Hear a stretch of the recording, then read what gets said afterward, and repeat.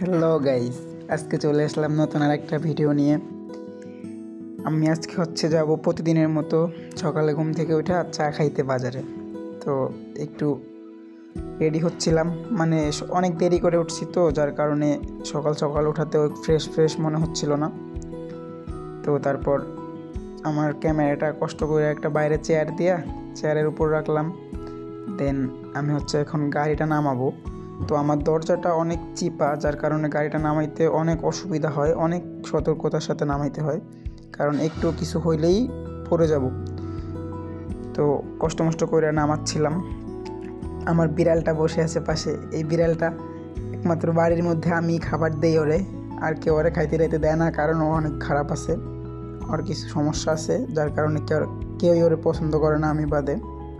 আমি অল ধরে আস্তে আস্তে নামাচ্ছিলাম। ঘরের জুতা খুইলা পরে বাইরের জুতাটা পাই দিলাম। ওই পাশ দিয়া আমার ফ্রেন্ড একটা বড় ভাই আছে তানবীর, পরে বলছিলাম যে বাজারে আসতে। ও আসতেছে, একসাথে দুজনে চা খাবো। আর সকালবেলা বাইকটা স্টার্ট দিয়ে কিছু সময় রাখতে হয়, তার জন্য আমি স্টার্ট দিয়ে 1 মিনিটের মতো ওয়েট করতেছিলাম, কারণ সকাল স্টার্ট দিয়ে কিছু সময় না রাখলে পরবর্তীতে হঠাৎ করে সমস্যা হয়ে যেতে পারে। তারপরে কিছু সময় রাখার পরে আমি ক্যামেরাটা ওইখান থেকে নিয়ে তারপর কোলের উপর রাইখা বাইক চালাচ্ছিলাম, কারণ আমার তো আর ক্যামেরাম্যান নাই, আমি তো আর ভাইরাল না যে ক্যামেরাম্যান নিয়ে ঘুরবো। দেন কষ্ট কইরা এক হাত দিয়েই ক্যামেরা ধরার চেষ্টা করি সব সময়। তারপরও এটা অনেক রিস্ক হয়ে যায়, বাইক থাকলে অনেক রিস্ক হয়ে যায় এক হাত দিয়ে ক্যামেরা ধরা, আর এদিকের রাস্তা অতটাও ভালো না। তারপরে সোজা চলে গেলাম রাস্তায় যেয়ে আবার ভিডিও করা শুরু করলাম। এদিক দিয়ে রাস্তায় কিছু পোলাপান ছিল, মানে বাচ্চারা, ওদের দেখে আমার লজ্জা লাগতেছিল, কারণ আমার ক্যামেরা ধরতেই লজ্জা লাগে। আমি আগে তেমন ছবি টবি তুলতামও না, ভিডিও করতাম না, এখন তো ব্লগ বানানো শুরু করে দিছি। তো এখানের ভিউটা মোটামুটি অনেক জোস লাগে, এই মোড়টার ভিউটা আমার কাছে।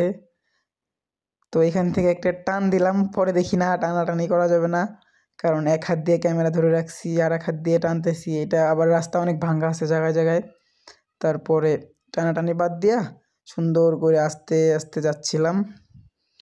এদিক দিয়ে আবার ফোনে কে জানি ফোন দিচ্ছিল, হাতের মধ্যে ফোন কাঁপতেছিল, আমি তো ফোন দিয়েই ভিডিও করি, যার কারণে ওইটার জন্য একটু ডিস্টার্ব হচ্ছিল। দেন এই যে চলে আসলাম আমাদের পাকা রাস্তায়।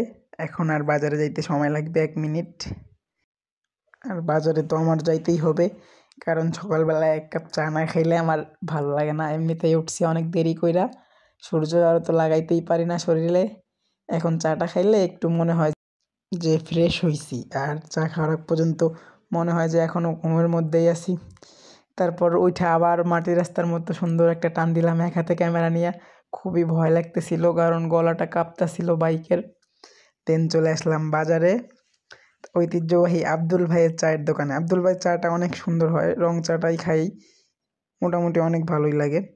তানবীর আর আমি চলে আসলাম, এদিক দিয়ে চা হয়ে গেছিল। তারপর চাটা খাইতেছিলাম, চা খাওয়ার সময় ভিডিও করতে পারি নাই যে কোনো একটা কারণে। দেন চা খাওয়া শেষ করে সোজা চলে আসলাম একা একা নদীর কিনারে, যাতে একটু রোদ পাই। তারপরে এখানে অনেক লোক ছিল, তার জন্য লজ্জা লাগতেছিল, এর জন্য এখানে বেশি টাইম থাকি নাই, সোজা চলে যাচ্ছিলাম বাড়ির দিকে। তো নদীর কূলের এইখানের ভিউটা অনেক জোস, কিন্তু এইখানে আসতে গেলে যে রাস্তাটা পোহাইতে হয় দেখেন আপনারা, এটার কী অবস্থা, একদম ধুলা, মানে এইখানে মনে হয় 1 বিঘাতের মতো ধুলা আছে, পাড়া দিলে 1 বিঘা ড্রাইভা যায় ধুলার মধ্যে, এরকম একটা অবস্থা রাস্তার। তো ঠিক আছে গাইস, ভিডিওটা দেখার জন্য অসংখ্য ধন্যবাদ। আবার দেখা হবে সামনের কোনো ভিডিওতে। বাই বাই, আল্লাহ হাফেজ, ভালো থাকবেন সবাই।